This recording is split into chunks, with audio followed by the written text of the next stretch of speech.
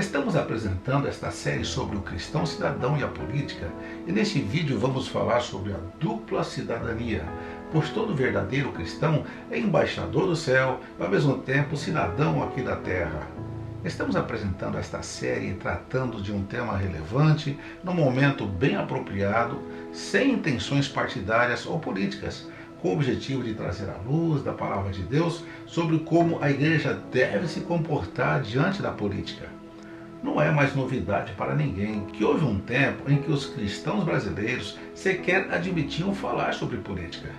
Ainda bem que este cenário mudou, mas agora é tempo de se informar e descobrir através da Bíblia como devemos nos posicionar neste novo cenário. Você é muito bem-vindo aqui. Aproveita, dá um like e compartilhe esse link que está na nossa descrição e que aparece aqui logo abaixo. Compartilha para seus familiares e amigos que ainda estão indecisos sobre como devem se posicionar nesse cenário de tanta instabilidade em que se encontra o nosso país. Estamos aqui concluindo este assunto e esperamos estar ajudando seu entendimento para como a Bíblia nos orienta sobre como deve ser nossa postura diante das escolhas de nossos líderes e governantes, não apenas nesta eleição, mas também nos pleitos eleitorais futuros, nos quais você com certeza deverá participar e opinar. Nosso primeiro assunto é: Deus é o Senhor das nações. E se você ainda não assistiu os vídeos anteriores, vale a pena assisti-los, porque nele falamos da importância de nos posicionarmos no cenário da política sem partidarismos, para que nossos valores e posicionamentos bíblicos sejam inseridos e levados em pauta em meio a tantas decisões que se tomam diariamente nas várias esferas governamentais. Anteriormente, já falamos o que significa ser Estado laico, que é a realidade do nosso país, e de como esse assunto é levado a sério pelo nosso Deus, que é o Senhor da história da humanidade.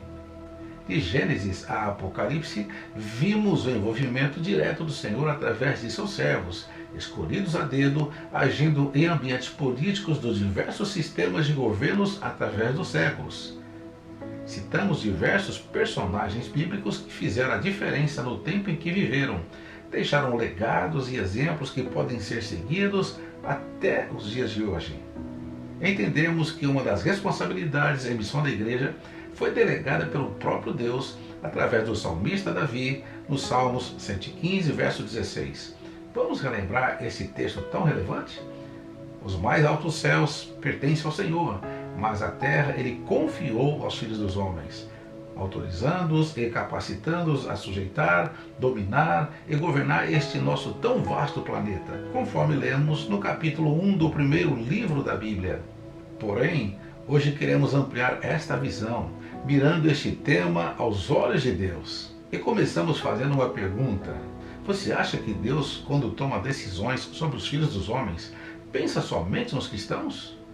Deixa eu te ajudar citando um texto clássico da palavra de Deus. Jesus disse: porque Deus faz que o seu sol se levante sobre os maus e os bons, e a chuva desça sobre os justos e injustos. Como disse em Mateus 5, versículo 45. Ao contrário do que pensam muitos, nosso Deus não faz contabilidade de nossos méritos.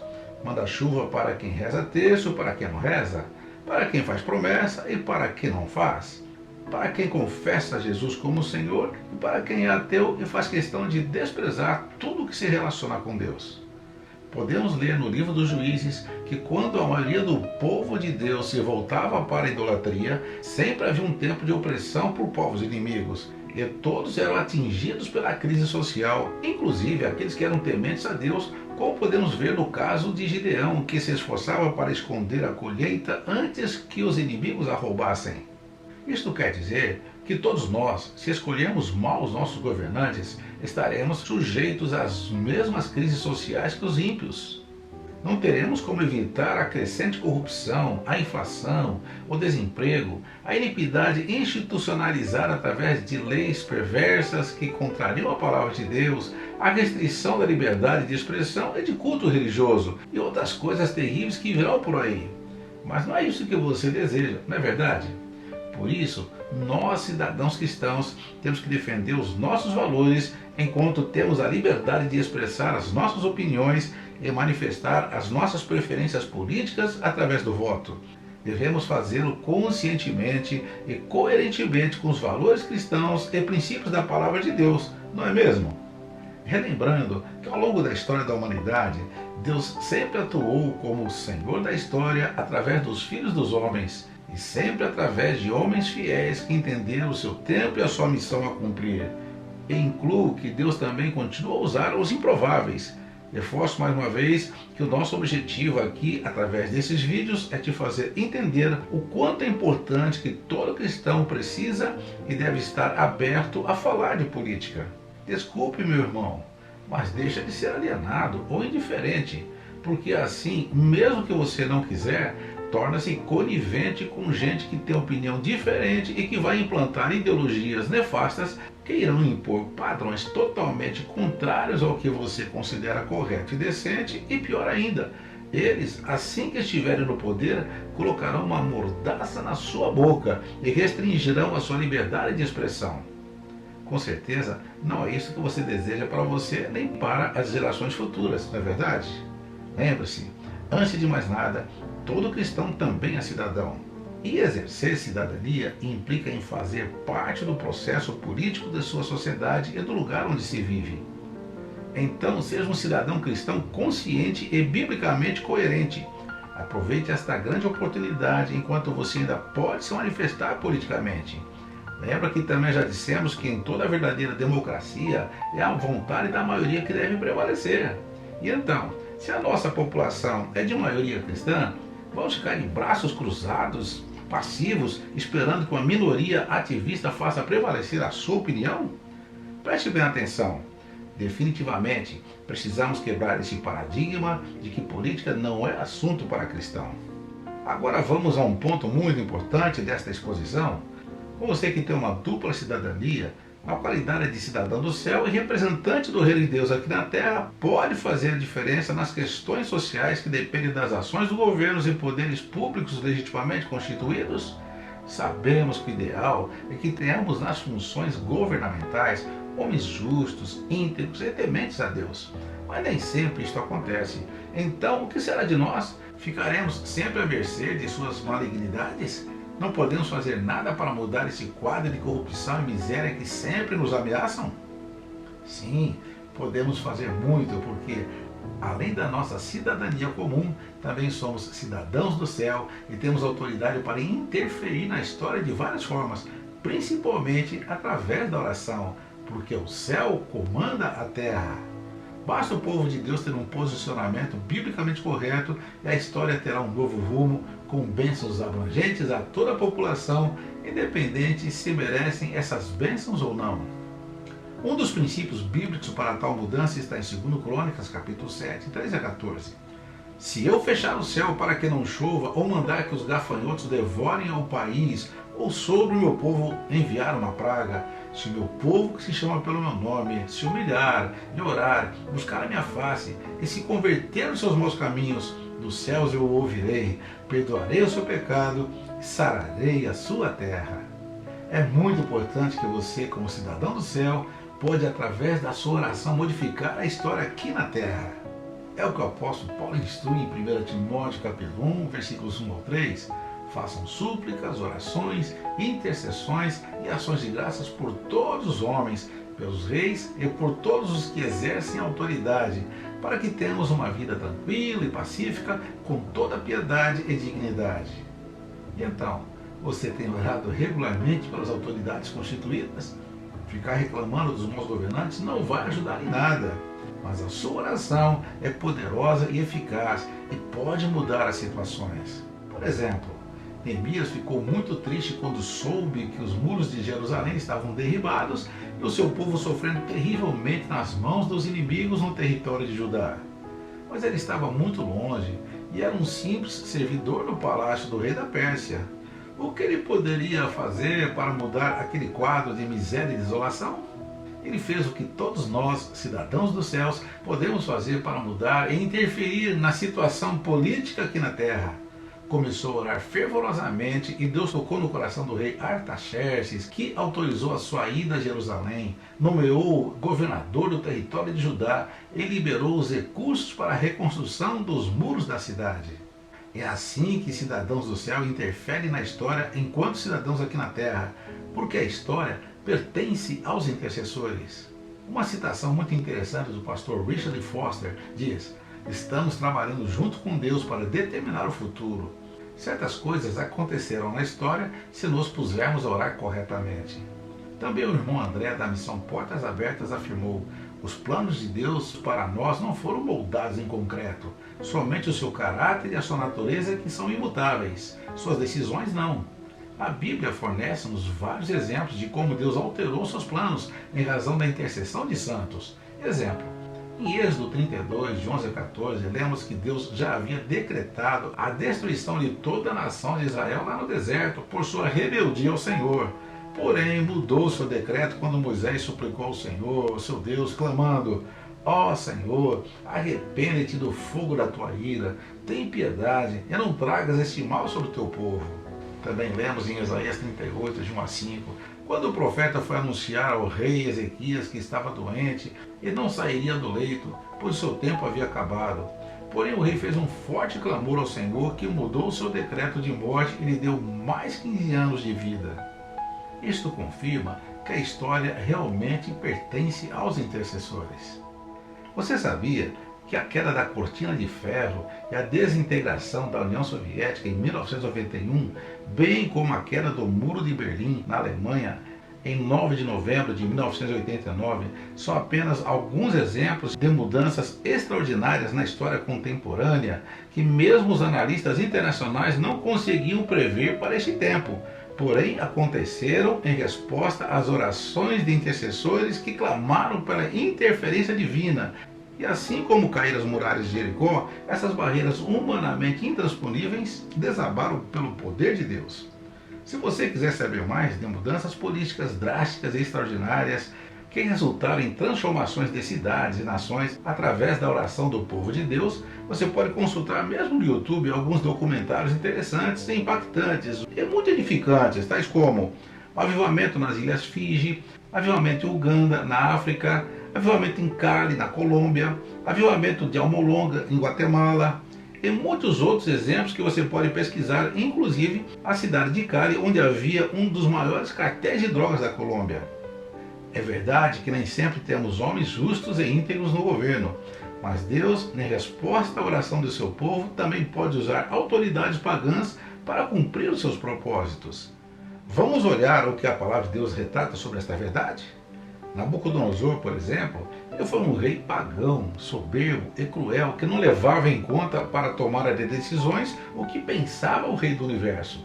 Porém, ele foi chamado por Deus de meu servo para executar o juízo contra o reino de Judá, em Jeremias 25, versículo 9, quando ainda não havia tido um encontro direto com Deus e bem antes de conhecer o Deus de Daniel e o poder do Deus de Sadraque, Mesaque e Abdenego.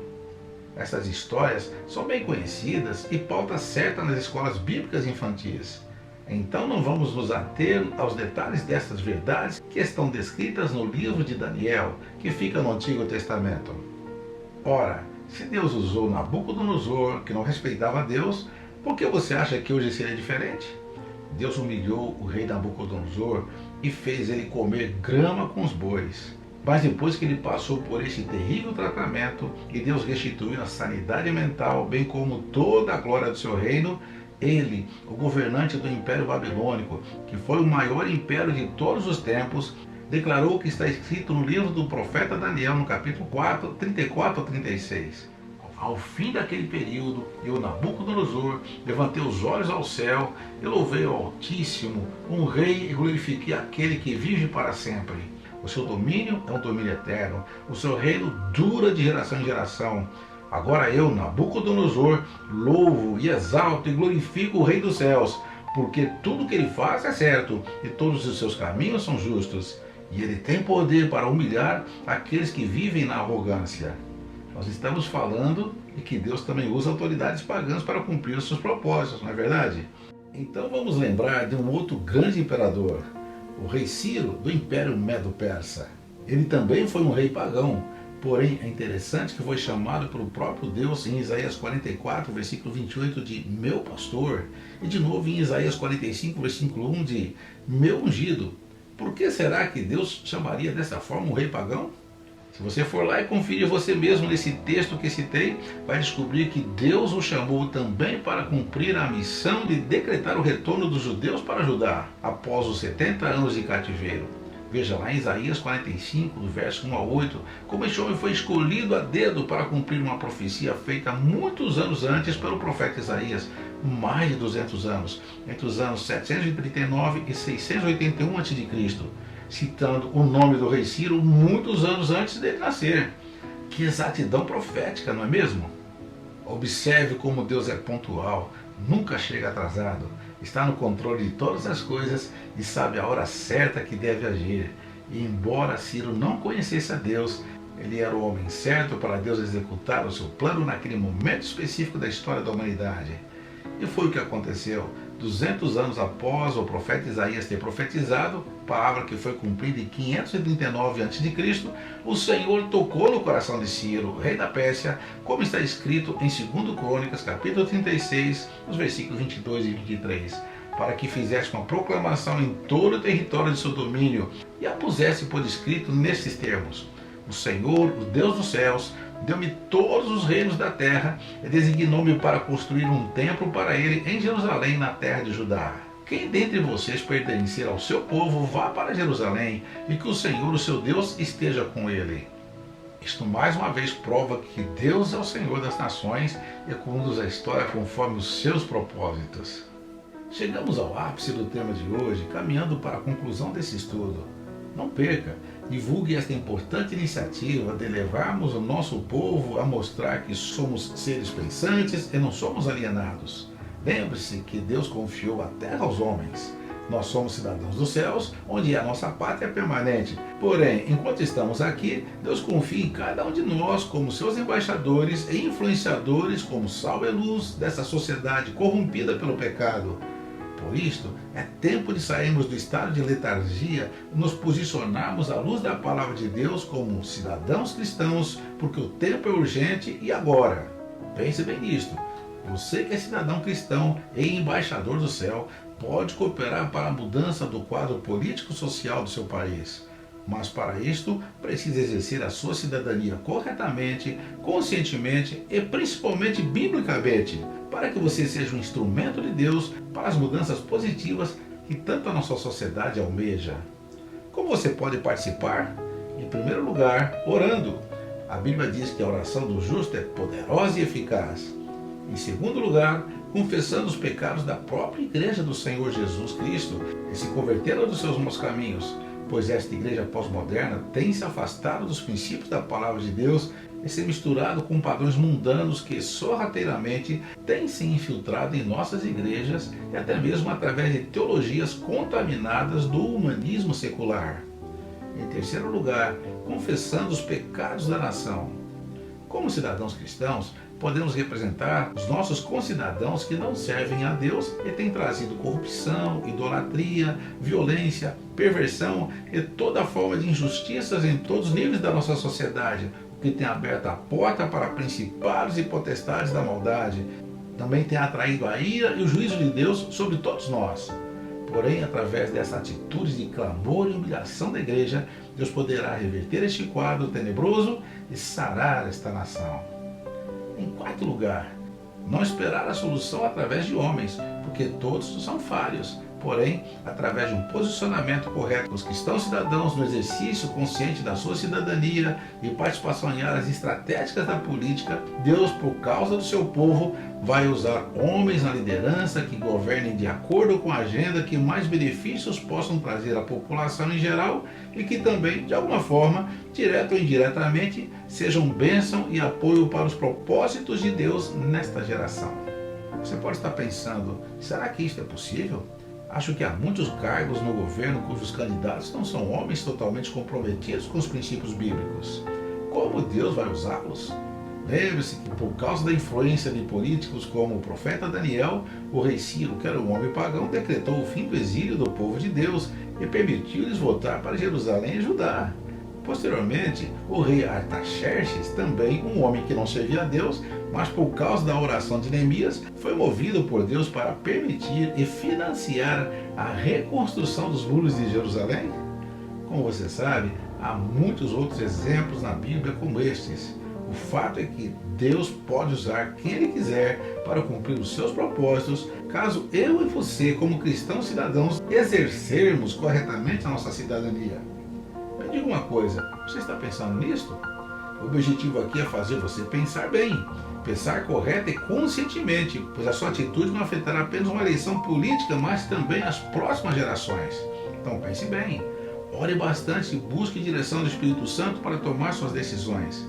Não apenas o seu futuro imediato, mas o bom futuro dos seus filhos e netos estão agora em suas mãos. E continuando aqui esta reflexão, podemos acrescentar também, em quinto lugar, uma vez que for definida a equipe de governo, ore pelas autoridades constituídas, independente de partidos ou ideologias. É o que o apóstolo Paulo instrui ao seu discípulo Timóteo. Antes de tudo, recomendo que se façam súplicas, orações, intercessões e ações de graças por todos os homens, pelos reis e por todos os que exercem autoridade, para que tenhamos uma vida tranquila e pacífica, com toda a piedade e dignidade. Está em 1 Timóteo, capítulo 1, versículos 1 ao 3. Lembre-se que esta oração foi escrita quando eles estavam debaixo do governo cruel do Império Romano. Porém, o apóstolo Paulo coloca aqui um princípio que transcende os sistemas ou regimes de governo e, com certeza, serve para todos nós nos tempos atuais. Esse é apenas um resumo dos princípios que norteiam a participação dos cristãos cidadãos nas diversas áreas da sociedade, exercendo corretamente os seus direitos da sua dupla cidadania. Afinal, todo cristão nascido de novo é cidadão do céu, porém temporariamente é cidadão aqui da terra, não é verdade? Não seja irresponsável com a sua oportunidade de escolher os seus próximos governantes e dos homens que te representarão nas diversas áreas governamentais. Você é um cidadão aqui na terra, mas também é um embaixador do céu. Por isso, enquanto estamos aqui, façamos o melhor para Deus. Vamos honrar o nome do nosso Deus e os princípios da sua palavra. Por favor, meu irmão e minha irmã, sejam cidadãos conscientes e coerentes com a palavra de Deus. Se elegermos a pessoa errada, depois não adianta chorar. Este é um momento histórico e o momento certo de requerer nosso direito de cidadania para o nosso bem e das gerações futuras. Por isto, peça a graça e sabedoria de Deus, pois Ele sempre tem o melhor para nós. Nos despedimos com as palavras do apóstolo Paulo aos Romanos, capítulo 12, versículo 3. Não se amoldem aos padrões deste mundo corrompido, mas transformem-se pela renovação da sua mente, para que sejam capazes de experimentar qual seja a boa, perfeita e agradável vontade de Deus. É isto que desejamos a você e a sua amada família, em nome do Senhor Jesus Cristo. Um grande abraço e que a gloriosa paz do Senhor esteja nos seus corações. Amém e amém.